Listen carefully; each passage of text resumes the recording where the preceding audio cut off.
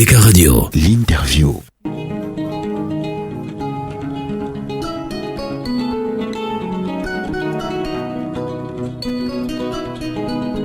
Fifi, eh bien, votre grand ami, le docteur Eric Hervé Sarfan, nous rejoint. Oui, il nous a beaucoup manqué. Voilà, ça s'est vu. Il est là aujourd'hui. Ça s'est entendu.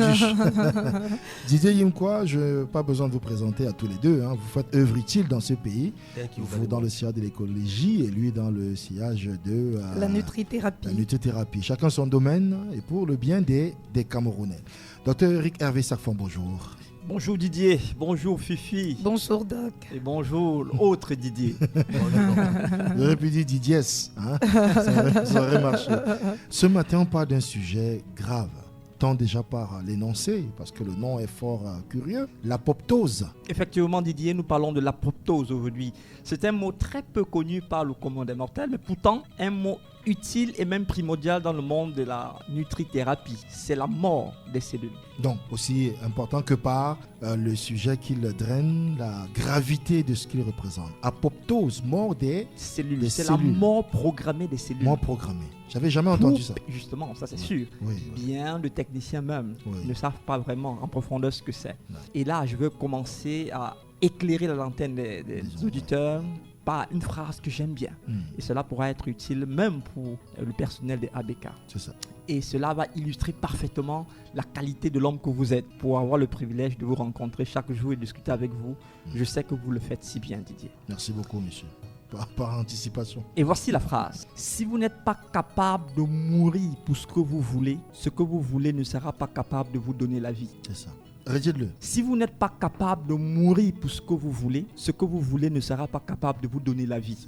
Bien de personnes veulent la vie sans pouvoir payer le prix de cette vie. Les hommes veulent vivre comme des rois, mais cependant mènent le parcours des esclaves. Ce qui est très très mauvais. Sachant que les cellules humaines se régénèrent chaque jour. Mais pour qu'il y ait les cellules humaines qui vont vivre, qui vont se régénérer, c'est parce qu'il y a d'autres cellules qui meurent. L'apoptose donc, c'est le phénomène de la mort programmée des cellules inutiles pour la régénération des cellules utiles. Il y a donc mort et résurrection des cellules au quotidien dans la vie d'un homme pour que l'homme puisse vivre. Et si ces cellules-là ne meurent pas, il n'est pas possible que celles qui vivent vous puissent donner la santé qu'il vous faut.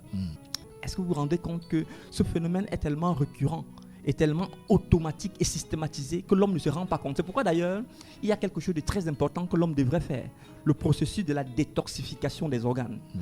Parce que chaque jour, Didier, prenons les chiffres pour ceux qui aiment les statistiques, 10 milliards de cellules environ meurent chaque jour dans notre corps et sont expulsées vers l'intestin. Ça veut dire que vous mangez ou pas, que aussi longtemps que vous êtes vivant, juste le fait d'être vivant fait que vous avez l'équivalent de 10 milliards de cellules mortes qui seront renvoyées dans votre intestin et qui auront besoin d'être expulsées par le rectum. À ceux donc qui ne se détoxifient pas, ils vont se rendre compte qu'ils sont un amas de bactéries, un amas de toxines. C'est pourquoi d'ailleurs, on ne devrait pas avoir peur des microbes et des bactéries parce que notre corps, intérieur comme extérieur, est totalement exposé à ces bactéries-là. Et je vais citer ici Louis Pasteur, à la fin de ses jours, qui avait fini par comprendre ce processus et qui a affirmé que le microbe n'est rien. Le terrain est tout. Parce qu'en réalité, le microbe, c'est le quotidien de l'homme, intérieur comme extérieur.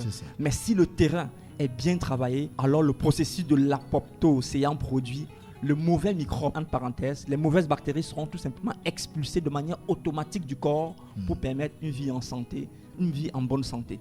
Attention, pendant que ces cellules vont mourir de manière automatique pour donner la vie et la santé à ceux qui sont debout, notons que l'homme peut également détruire les cellules de manière volontaire. Et en ce moment-là, ça devient préjudiciable, d'où l'important de savoir ce qu'on mange, ce qu'il faut manger, quel est l'environnement où on est, qu'est-ce qui intoxique, qu'est-ce qui n'intoxique pas. Aussi vrai que les cellules meurent de manière programmée, naturelle pour qu'il y ait la vie, aussi vrai, si vous participez à la destruction de ces cellules de manière volontaire, vous réduisez la vie. De manière anticipée peut-être Bien sûr, Fifi, de manière anticipée. Et ce matin, alors que j'étais dans mon véhicule pour arriver ici, j'entendais le docteur Yimkwa qui parlait des eaux usées, des savonneries qui sont renvoyées dans la nature, sachant que chaque fois qu'on participe à la destruction de la nature, sans le vouloir, on détruit notre propre corps. Parce que nous vivons dans un écosystème où notre vie dépend de la qualité, de la pureté de la nature qui nous entoure.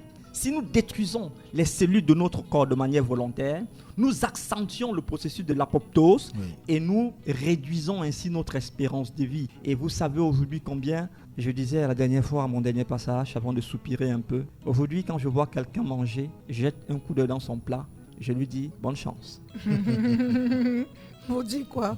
Parce que que le pire t'attend. Parce que le pire t'attend dans l'avenir, plupart de ce dans qui est un dans notre futur plat proche. aujourd'hui n'a rien à voir avec la régénération des cellules, mais ça a tout à voir avec la destruction de ces cellules-là.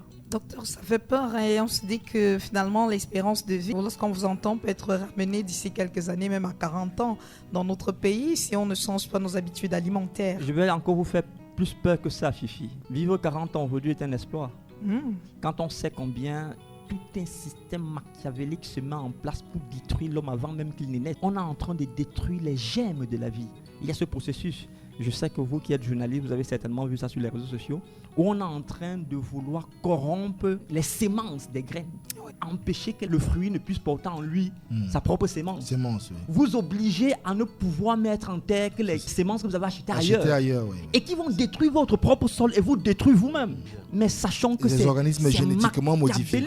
Je crois qu'à notre dernier séminaire où on parlait de la découverte choquante sur l'alimentation, le docteur Nzobe mettait en exergue le fait que il y a des grosses entreprises que je ne vais pas citer ici qui vont créer des aliments à usage unique. C'est-à-dire vous mangez comme vous avez mangé, ça finit aussi avec vous. D'ailleurs, alors que j'étais au cabinet cette semaine, j'ai fait exprès d'acheter pamplemousse sorti du champ.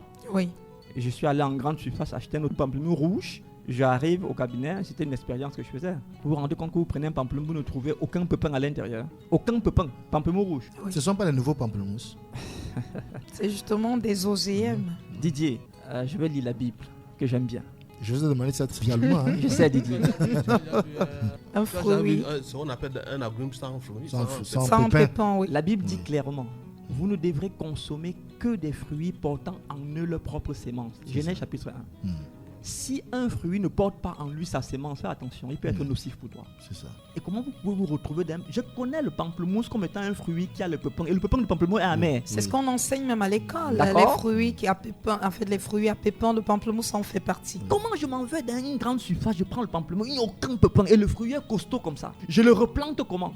Je continue la vie. Je pérennise la vie de ce fruit comment? Ne pouvant pas, je suis obligé de rentrer vers quelqu'un qui décide de me vendre les semences qu'il veut. Attention, ils vont peut-être vous donner le fruit, mais tant qu'on a tué le germe de la vie, Didier, on t'a tué. On t'empêche de te reproduire. Il va détruire le sol, mais ce n'est pas que le sol, il va détruire les cellules de ton propre corps. Au lieu que le processus de l'apoptose soit fait de manière automatique, on va créer la mort des cellules, réduisant ainsi la vie. Et s'il vous plaît, plus tard, faisant de vous des hommes stériles, incapables de vous reproduire. Sachons-le, la régénérescence cellulaire est aussi et surtout liée à la qualité des aliments régénérateurs que vous consommez. Si vous consommez les aliments morts, vous êtes mort. Didier, vous savez, vous mangez cuit. Vous êtes cuit. Vous êtes cuit.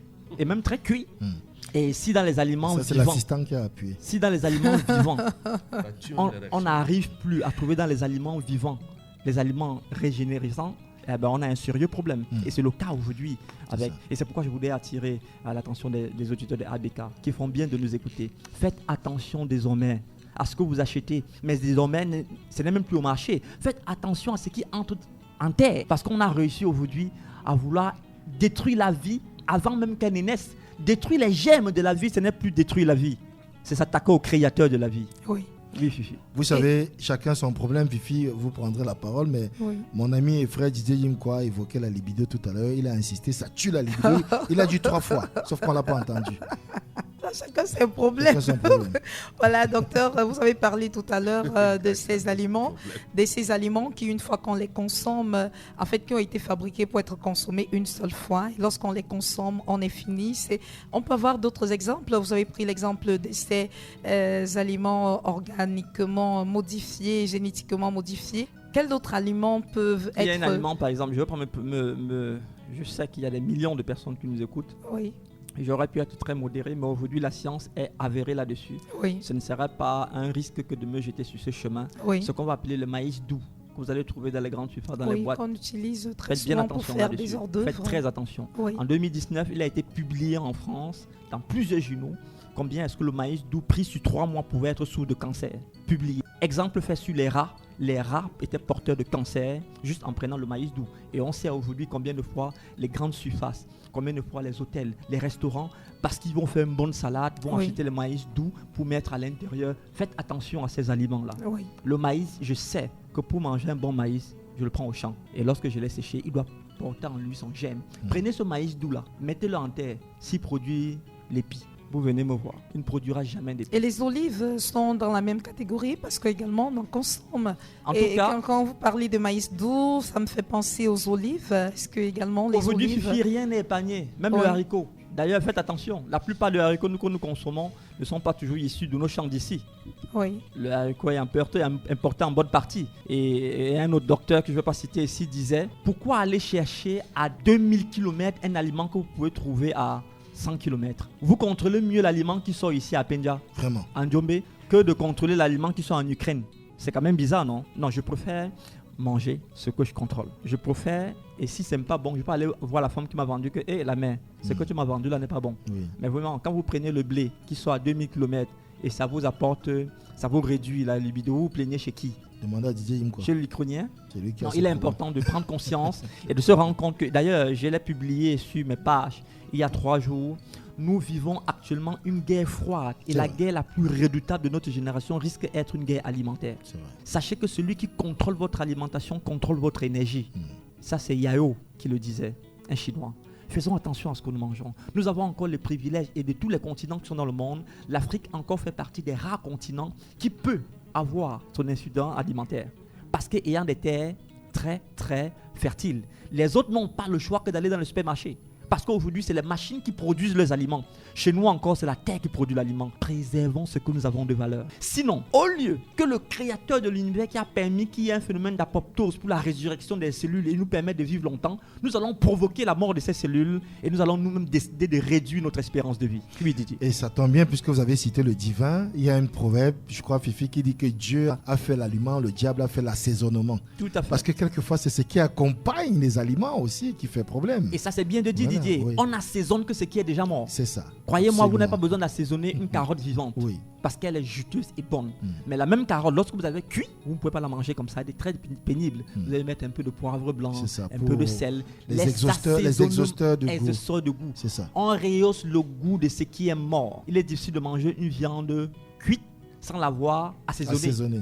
Mais croyez-moi, Est-ce manger... qu'on peut manger même une viande crue aussi? Ça ne se mange pas. Déjà Ceux que vous n'êtes pas pour Pas qu'on de mange cuite, des viandes. De viande cuite. Fifi, Viande cuite. Fifi, quand Il tu est n'as pour qu'on quand tu n'as mange- pas encore vu, Oui. ne crois pas que ça n'existe pas. Les gens mangent des viandes crues. Ah oui, hein. Bon, il y a des Ah gens oui, qui il y a des peuvent gens qui manger, mangent des manger saignants, du c'est steak ça. saignant. Oui, oui, Voilà, bien il y en sûr. a qui vont dire steak saignant. Oui, Voilà. et c'est même la mode là-bas. C'est-à-dire c'est élégant même de dire ça. Aussi saignant. ici, hein, on a ramené tout ça chez Quelle nous. aussi, folie ça. pour l'humanité. Il n'y a que l'homme seul qui fait cuire ses aliments d'ailleurs. Un vrai carnivore attaque dans la chair et croque. Mais les êtres humains ne sont pas des carnivores. Ah, pas du tout, Fifi. euh, Raison pour laquelle docteur nous ne devons pas cuire Sacfon. même les aliments. Les Les raisons êtres pour lesquelles on humains, ne doit même pas manger la viande. absolument, Fifi. Absolument. Là, nous sommes dans l'idéal. Hein. Oui. Nous sommes dans l'idéal. Mais je sais que notre dégénérescence sur le plan de la connaissance fait qu'aujourd'hui, pour parler de l'idéal, il faudra commencer par le bon. Ensuite, l'agréable, avant d'arriver au parfait. Si tu viens à l'école primaire et tu parles de log de 1, tu troubles l'enfant. Bien sûr. Il faut lui dire zéro. Bien sûr, dis-lui 0, il va Quand tu comprendre. dis zéro, il comprend plus facilement. Et sur le plan alimentaire, j'aime bien dire 1 moins 2. À l'école primaire, on dira ça n'existe pas. C'est ça. Impossible. Mais le 1 moins 2, vous arrivez au secondaire, on vous dira moins 1. C'est ça. Sachant que ce qui est impossible, on va dire impossible à un certain niveau de compréhension. Oui. Mais à un autre niveau de compréhension, nous dirons c'est possible, mais à une seule condition, qu'il y ait certaines choses qui permettent de pouvoir rendre cela possible.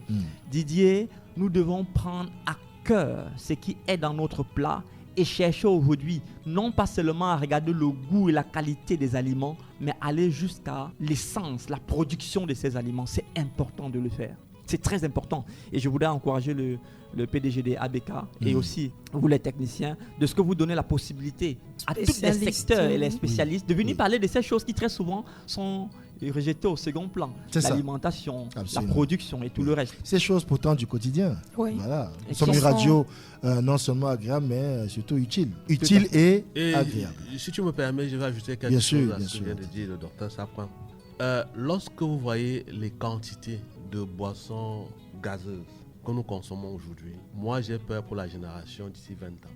D'abord, les bouteilles en PET ne doivent pas être exposées au soleil. Il faut dire en plastique pour que tout le monde comprenne. En plastique, voilà. Oui. Quand vous dites PET, on a l'impression que c'est une autre matière qu'on ne connaît pas. Pourquoi? Parce que pour avoir ce plastique, c'est un dérivé d'hydrocarbures. Oui, les produits pétroliers. Et puis on a utilisé au moins 10 000 substances chimiques pour y arriver. Et toutes ces substances-là sont nocives et toxiques. Donc quand vous les exposez au soleil, quand je passe au marché Mbopi un peu partout, on a exposé ces bouteilles au soleil. Les rayons solaires, comment on dit ça, accélèrent la diffusion des substances chimiques vers le liquide. Le liquide, c'est ça. Et on le consomme. Et même, il n'y a pas que le soleil. Vous ne devez pas l'exposer à toute température extrême. Voilà. Élevée ou basse. C'est d'ailleurs pourquoi mettre les bouteilles plastiques au frigo. Peut-être qu'on veut glacer, on veut congeler. C'est un danger pour la santé. Ah oui. Bon, ok. Quand je voyage, je à ceux qui boivent l'eau glacée. Par Bekoko, par exemple, j'ai toujours observé le phénomène. Je me suis interrogé. Comment on les appelle? Les grilleurs de viande, là. Les rôtisseries. Et il y a à côté, toujours de chaque feu, des bouteilles de boissons gazeuses, des bouteilles d'eau, qui côtoient donc allègrement la chaleur toute la journée durant. Et ce sont ces bouteilles que l'on prend directement et qu'on met au frais dans les freezers là-bas. Alors, moi, je me suis toujours posé la question de savoir si ce n'était pas hautement dangereux, docteur, parce que j'imagine, je me figure, je me dis, mais regardez les températures, les variations à chaque fois de température, du chaud au froid, après du froid au... Mais est-ce que c'est pas dangereux?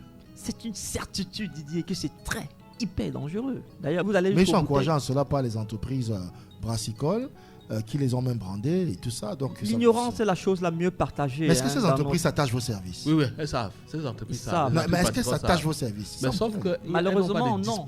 Non, pourquoi? Vraiment, je voudrais... C'est dans le RSE, non? Oui, Didier, ils ne vont pas beaucoup s'attacher à nos services parce que nous serons pour eux plus des reproches que... Non, dans le cas d'espèce, je crois que ce serait de l'accompagnement. Enfin, bref. Didier, s'il faut commencer à questionner l'emballage, nous allons aller à questionner même le contenu. Et de l'un comme de l'autre, il y a un rédit là-dessus. En trouvant le juste milieu, par exemple, Fifi, en se disant ce qu'on peut changer, il faut peut-être l'améliorer. On pourrait dire, ok, d'accord pour les PET et tout ça, mais de conscientiser, parce que c'est leur responsabilité. La manière dont cela peut être conservé, éviter d'exposer. Je crois savoir qu'il est dans leur cahier des charges, voilà, d'instruire ces gens-là, ces vendeurs, sur et même comment les consommateurs. Nous, les consommateurs, c'est de ça qu'il s'agit. Enfin bref, on aura l'occasion d'en parler avec eux, Dr Safwan. Il nous écoute. Je voudrais qu'on fasse plaisir à une seule auditrice, parce qu'il y en a beaucoup. C'est une qui revient aujourd'hui, Claudie Sony, parce qu'elle a une préoccupation qu'elle a voulu que vous éclairiez la dernière fois, c'est au sujet de l'ail. La semaine dernière, elle a pris l'émission, mais on n'a pas pu relayer son message. Elle voudrait savoir si les pots d'ail ont des vertus. Oui, absolument. D'accord. Absolument. Les pots ont des vertus. D'ailleurs, lorsque vous voulez utiliser l'ail, vous n'enlevez pas la peau pour jeter et conserver juste la chair. Prenez la peine d'abord de battre l'ail avec sa peau. Laissez macérer au moins 5 à 10 minutes avant de l'utiliser. Mais la peau ne va pas s'utiliser en consommation directe, il va s'utiliser en infusion. Je parle de la peau de l'ail. Vous allez l'utiliser en infusion, excellent pour la santé. Et la chair, vous l'utilisez toujours crue. Ne faites pas cuire l'ail. Vous faites de lui juste un aliment si vous le faites cuire. Mais vous le prenez cru, vous bénéficiez de l'aliment qu'il est en réalité. Parce qu'il est plus aliment qu'il n'est aliment.